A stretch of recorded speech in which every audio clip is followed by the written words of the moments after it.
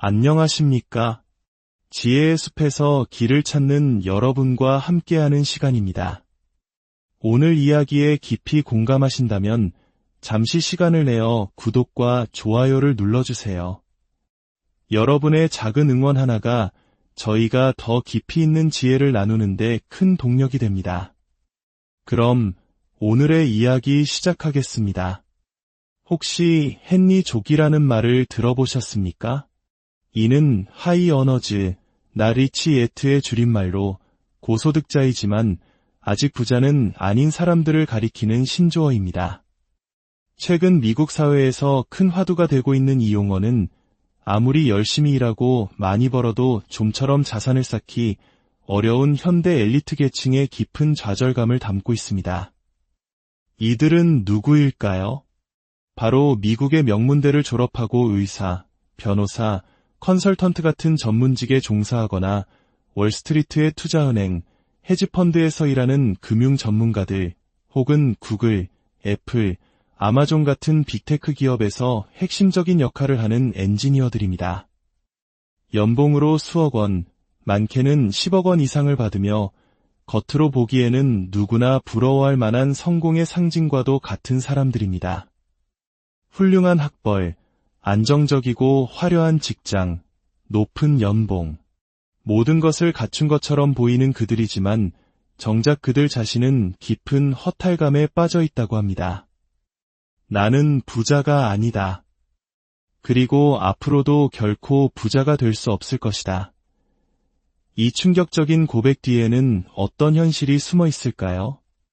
그들의 상실감은 단순히 생활비가 빠듯해서 생기는 것이 아닙니다. 자신의 모든 노력과 성취에도 불구하고 자산이라는 거대한 벽을 넘을 수 없다는 깨달음에서 오는 구조적인 박탈감입니다. 첫째, 살인적인 주택 가격입니다. 뉴욕 맨해튼이나 샌프란시스코, LA 같은 대도시의 집값은 이미 수십억 원을 훌쩍 뛰어넘습니다. 연봉 10억을 받는다고 해도 세금과 생활비를 제하고 나면 집을 사기 위한 계약금 마련은 커녕 천문학적인 대출을 감당하기조차 벅찹니다. 이것은 마치 서울, 특히 강남에 내 집 한 채 마련하는 것이 평생의 꿈이 되어버린 우리 대한민국의 현실과 너무나도 닮아 있습니다.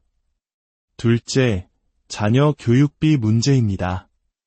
미국 명문 사립대학의 연간 학비는 평균 6천만 원에서 9천만 원에 달합니다. 자녀 둘을 사립대학에 보내는 순간 연봉의 상당 부분이 그대로 사라집니다. 좋은 교육을 통해 자녀에게 더 나은 삶의 기회를 물려주고 싶다는 부모의 마음은 동서고금을 막론하고 같지만 그 비용은 이제 감당할 수 없는 수준에 이른 것입니다. 셋째, 높은 세율입니다. 고소득자는 연방세와 주세를 합쳐 소득의 40%에서 50%를 세금으로 냅니다. 연봉 5억을 벌어도 실제 손에 쥐는 돈은 절반 남짓이라는 계산이 나옵니다. 이는 우리나라의 고소득 직장인들이 체감하는 현실과 크게 다르지 않습니다. 그리고 가장 근본적인 문제는 자산 가격의 상승 속도입니다. 주식, 부동산, 유망한 벤처기업의 가치는 그야말로 폭발적으로 증가하는데 월급 인상률은 그 속도를 도저히 따라갈 수가 없습니다. 월급만으로는 결코 자산가들을 따라잡을 수 없는 넘사벽이 존재하는 것입니다. 여기에 상대적 박탈감 또한 이들을 괴롭힙니다. 같은 대학을 나온 동창 중 누군가는 스타트업을 창업해 수천억 원대의 자산가가 되고 누군가는 벤처 캐피탈리스트로 성공해 억만장자가 되었다는 소식이 들려옵니다. 나도 그들만큼 열심히 공부했고 좋은 직장에 들어왔는데 왜 나는 여전히 월급의 노예로 살아야 하는가? 이런 생각은 한국뿐만 아니라 기회의 땅이라 불리는 미국에서도 피할 수 없는 현실이 되었습니다. 결론적으로 헨리족이 느끼는 가장 큰 두려움은 노동소득만으로는 결코 자본소득을 이길 수 없다는 냉혹한 현실 인식입니다. 자본이 없는 자들의 상실감, 바로 그것입니다. 이야기가 단지 미국만의 이야기일까요? 아닙니다. 지금 대한민국의 현실은 어쩌면 그보다 더 심각할지 모릅니다. 최근 통계를 보면 흥미로운 사실을 발견할 수 있습니다. 2023년 기준 한국의 소득 진위계수는 0.31로 집계 이래 최저치를 기록했습니다. 진위계수는 낮을수록 소득 불평등이 완화되었음을 의미합니다. 즉, 월급쟁이들 사이의 소득 격차는 역사상 가장 줄어들었다는 뜻입니다. 하지만 순자산 진위계수는 0.61로 계속해서 상승하고 있습니다. 이는 자산의 불평등, 즉 부의 편중은 더욱 심화되고 있음을 명백히 보여줍니다. 돈이 돈을 버는 구조가 완벽하게 고착화된 것입니다.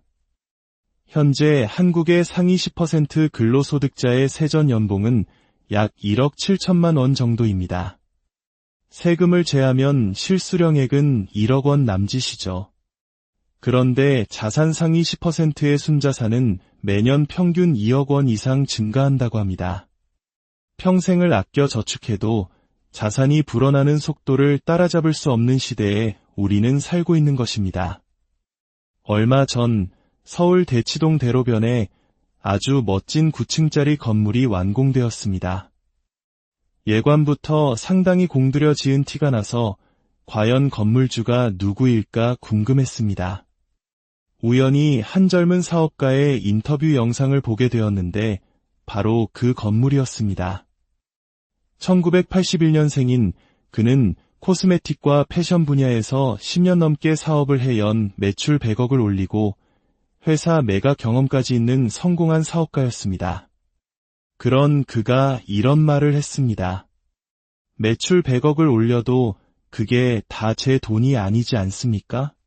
정말 아끼고 아껴서 저축해도 1년에 1억 원 모으기가 힘듭니다.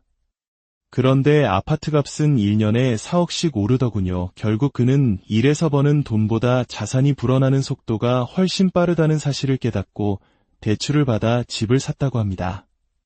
주거비로 지출될 돈을 자산으로 바꾼 것입니다. 그는 집은 집으로 사는 것이라는 말을 깨달았다고 덧붙였습니다. 평범한 직장인은 물론이고 이렇게 성공한 사업가조차 노동소득만으로는 자산 상승을 따라잡을 수 없다는 것이 지금의 현실입니다. 이러한 현실 속에서 40대, 50대 부모들은 깊은 고민에 빠집니다. 바로 자녀 교육비와 나의 노후 자금 사이에서의 갈등입니다. 특히 고학력 부모일수록 이 고민은 더욱 깊어집니다. 본인들도 좋은 대학을 나오고 좋은 직장을 다녔지만 여전히 노후와 자녀 학비를 걱정하는 자신의 모습을 보며 회의감에 빠지기 때문입니다. 부모가 모두 교수인 한 가정이 있었습니다. 외동아이를 키우는데도 늘 한탄을 합니다. 돈 들어갈 곳은 너무 많은데 누구는 투자로 얼마를 벌었다더라. 우리는 대출 가득한 집 한 채가 전부다. 이들 부부는 자녀 교육에 대해 뚜렷한 답을 내리지 못하고 있었습니다. 저 역시 아이가 어렸을 때 아내와 함께 교육비에 절대 올인하지 말자고 다짐했었습니다. 그 돈을 차라리 모아서 아이들이 사회에 나갈 때 종잣돈으로 직접 주자고 이야기했죠. 하지만 결국 부모는 자신이 살아온 방식대로 자녀를 지원하게 되는 것 같습니다. 특별한 사업적, 예술적 재능이 보이지 않는 평범하고 성실한 아이에게는 여전히 좋은 교육이 가장 확실한 기회를 제공해준다고 믿기 때문입니다. 결국 고민은 이것입니다. 같은 돈이 있다면 자녀가 성인이 되어 결혼할 때 재정적으로 지원해 줄 것인가, 아니면 대학까지는 책임진다는 생각으로 교육비에 집중할 것인가? 저는 개인적으로 자녀에게 공부할 의지가 있다면 다른 어떤 것보다 교육에 투자하는 것이 낫다고 생각합니다. 다만 한 가지 중요한 전제가 있습니다. 바로 부모 자신의 노후 자금을 해치지 않는 선에서라는 것입니다. 그렇다면 은퇴를 준비하는 우리 세대에게 정말 중요한 것은 무엇일까요? 재취업이나 창업을 통해 근로소득을 연장하는 것도 물론 중요합니다. 하지만 진정한 경제적 자유로 가는 핵심은 결국 자본소득에 있습니다. 솔직히 말해 은퇴를 앞둔 시점에서 시세 차익형 투자는 너무 늦었거나 변동성이 너무 큽니다. 물론 은퇴까지 4년 이상 남았다면 마지막 기회라 생각하고 아파트 갈아타기나 성장주 투자 같은 자산 분리기형 투자를 시도해 볼 수도 있습니다. 하지만 은퇴가 눈앞에 와 있다면 연금 외에 현금 흐름형 투자가 핵심이 되어야 합니다. 매달 꼬박꼬박 들어오는 월세 수익은 생활비를 대체해주고 배당 수익은 인플레이션을 방어하며 꾸준한 현금 흐름을 만들어줍니다. 은퇴 후의 삶이란 돈을 크게 불리는 것보다 매달 마르지 않는 돈의 파이프라인을 만드는 것이 훨씬 더 중요합니다. 최근에는 저속 은퇴라는 말도 등장했습니다. 완전히 일을 그만두는 것이 아니라 파트타임이나 프리랜서처럼 조금 덜 벌더라도 천천히 오래 일하며 소득의 흐름을 이어가는 방식입니다. 제가 생각하는 가장 이상적인 은퇴 후의 모습은 이렇습니다. 월세와 배당 같은 든든한 패시브 인컴이 기본적으로 생활을 받쳐주고 거기에 저속 은퇴를 통해 사회와 연결되며 추가적인 소득을 유지하는 것. 물론 이 정도면 상위 10%의 은퇴 생활일지도 모릅니다. 하지만 남은 직장 생활 동안 우리는 바로 이런 준비를 철저히 해나가야 합니다. 오늘 우리는 헨리족 현상에서 시작해 대치동 건물주의 이야기, 그리고 우리 세대의 고민까지 살펴보았습니다. 결론은 분명합니다.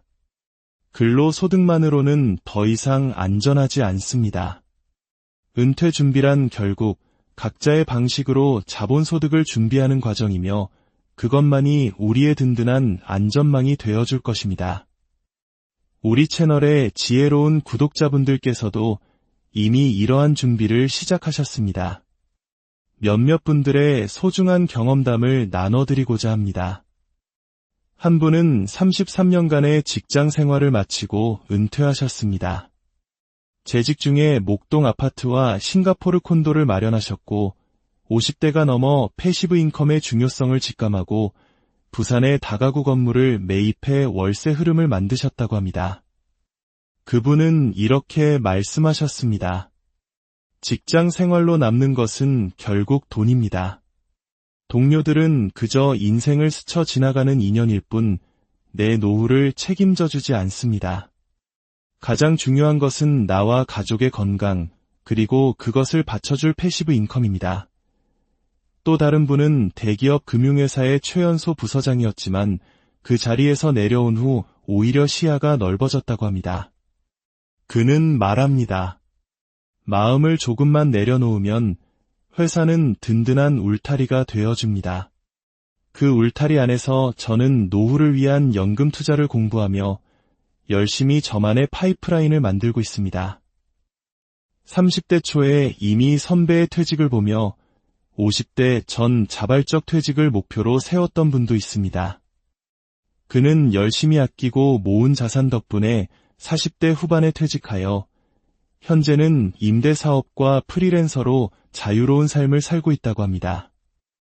이외에도 많은 분들이 퇴직 전에 부동산 자산을 재조정하여 월 600만 원의 현금 흐름을 만들거나 전문직 자격증을 준비하며 제2의 인생을 설계하고 계셨습니다. 이분들의 공통점은 한 가지입니다. 회사가 영원하지 않다는 사실을 일찍 깨닫고 회사에 의존하지 않는 자신만의 소득 파이프라인을 꾸준히 건설해왔다는 것입니다. 한 분의 말씀이 깊은 울림을 줍니다. 아무리 유능한 사람이라도 53세 이후에 근로소득에만 의존하면 몸과 마음이 너무 지칩니다. 저는 55세에 저만의 파이프라인을 완성했습니다. 그러고 나니 오히려 회사 업무에 대한 집중도도 높아지고 성과도 더 좋아지는 것을 느낍니다. 이것은 포기가 아닌 현명한 준비입니다. 근로소득에 대한 집착을 내려놓고 자본이 나를 위해 일하게 만드는 시스템을 구축하는 것. 이것이 바로 불안한 시대를 살아가는 우리가 가져야 할 새로운 생존 전략입니다. 여러분은 어떻게 준비하고 계신가요? 아직 시작하지 못했을 수도, 혹은 이미 많은 것을 이뤄놓으셨을 수도 있습니다. 댓글을 통해 여러분의 소중한 경험과 지혜를 나눠주세요. 이곳이 서로에게 배우고 용기를 얻는 따뜻한 소통의 장이